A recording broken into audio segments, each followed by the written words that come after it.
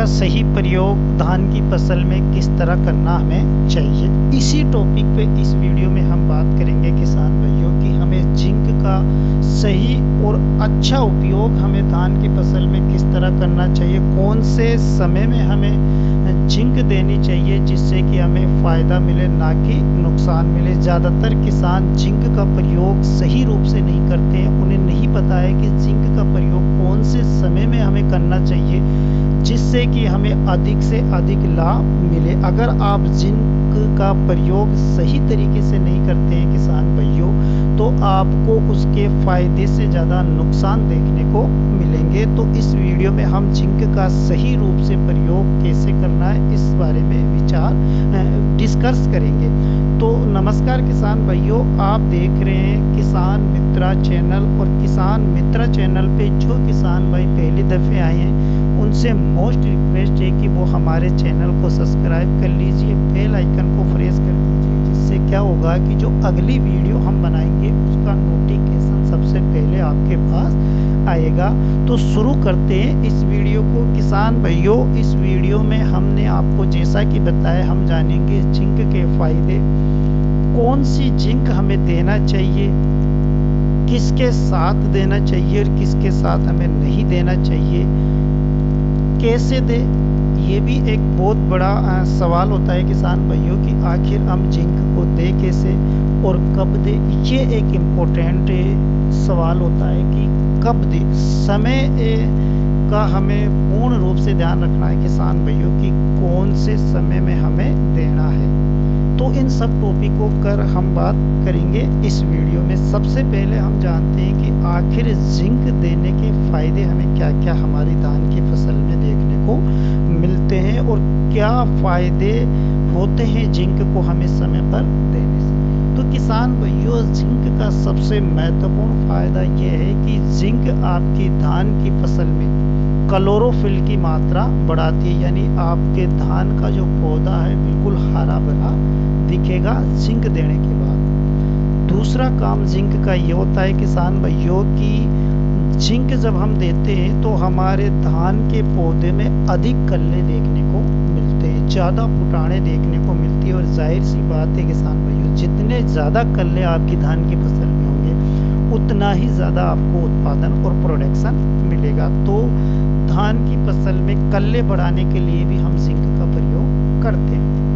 जड़ों का जमाव और विकास के लिए जिंक एक आवश्यक पोषक तत्व है, और ज़्यादातर अगर देखे जाए तो हमारी ज़मीनों में जिंक की कमी पाई जाती है। तो जड़ों का विकास और पौधे का जमाव, इन दो कामों में भी बहुत ही ज़्यादा इम्पोर्टेंट होती है जिंक सल्फेट। अगर हम बात करें किसान भाइयों कि जिंक की कमी से हमें पौधे में क्या नुकसान होता है और हम कैसे देखें कि हमारे पौधे में जिंक की कमी है, तो उसका सीधा साधा मैं आपको बता रहा हूँ किसान भाइयों, आपके पौधे की पत्तियों में पीलापन आपको देखने को मिले, चाहे वो पुरानी पत्ती में या फिर नई पत्ती में अगर पीलापन दिखे तो आप समझ जाओ कि इसमें जिंक की कमी है।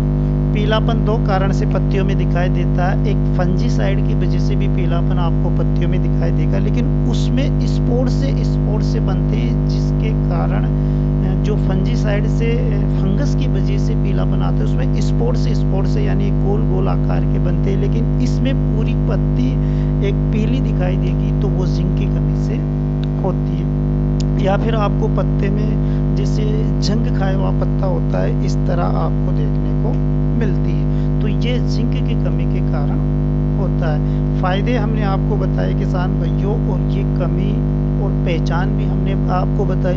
अब कौन सी जिंक दें हम, ये भी एक इम्पोर्टेंट सवाल होता है, क्योंकि मार्केट में जब आप जाते हो किसान भाइयों तो अनेक प्रकार की जिंक आपको मार्केट में देखने को मिलती है।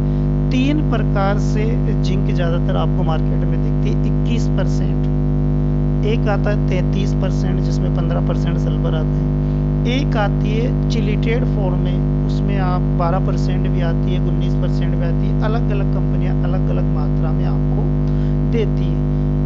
मैं आपको गाइड करूंगा कि जो 33% वाली जिंक आती है किसान भाइयों, वो जिंक आप अगर दोगे तो उसके बेहतर रिजल्ट मिलेंगे, कम पैसे में आपको ये मिलेगी।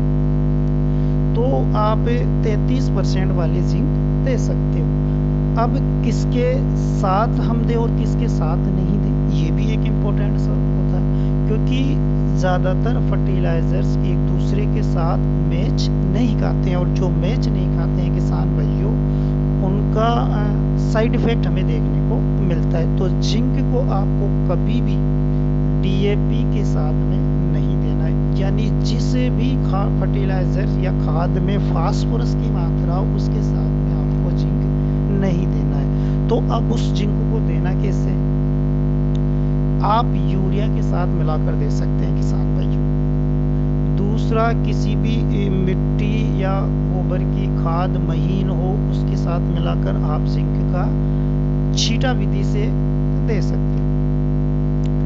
कब दें, ये भी एक इम्पोर्टेंट सवाल होता है किसान भाइयों कि आखिर हम जिंक को दे कब, कौन से समय में पौधे में जिंक की कमी ज़्यादातर पाई जाती है, कौन से समय में अगर हम जिंक दें तो उसका ज़्यादा से ज़्यादा फायदा हमें देखने को मिले। तो किसान भाइयों, जब आप पौधे को ट्रांसप्लांट कर देते हैं, यानी कि रुपाई कर देते हैं, उसके 15 से 20 दिन के अंदर, या फिर हम कह सकते हैं 22 दिन के अंदर आप जिंक दे सकते हो पहले खाद के रूप में। उस समय क्या होता है किसान भाइयों, पौधे की जो जड़ें होती है उनका विकास करने का समय होता है, पौधे की ग्रोथ लेने का समय होता है। उस समय आप जिंक दे दोगे तो उससे फायदा ये रहेगा कि पौधे का जो विकास है वो तेजी से हो जाएगा, क्योंकि जिंक एक न्यूट्रिएंट होता है, और जब पौधे को न्यूट्रिएंट्स मिलता है, तत्व मिलता है, तो वो एक तेजी से उसमें ग्रोथ होता है, क्योंकि उसको अच्छी तरह खाना मिल जाता है तो वो तेजी से ग्रोथ करता है। जड़ों का विकास के लिए जिंक जानी जाती है, तो उसी समय जड़ों का विकास होता है जब हम पहली खाद देते हैं, या फिर पौधे का रोपण के 10 से जो 21 दिन का समय होता है वो जड़ों का विकास का होता है। तो उस समय जड़ों के विकास के लिए जिंक आपको देने की आवश्यकता है। तो उस समय आप दें जिससे आपके पौधे की जड़ों का विकास अच्छी तरह होगा।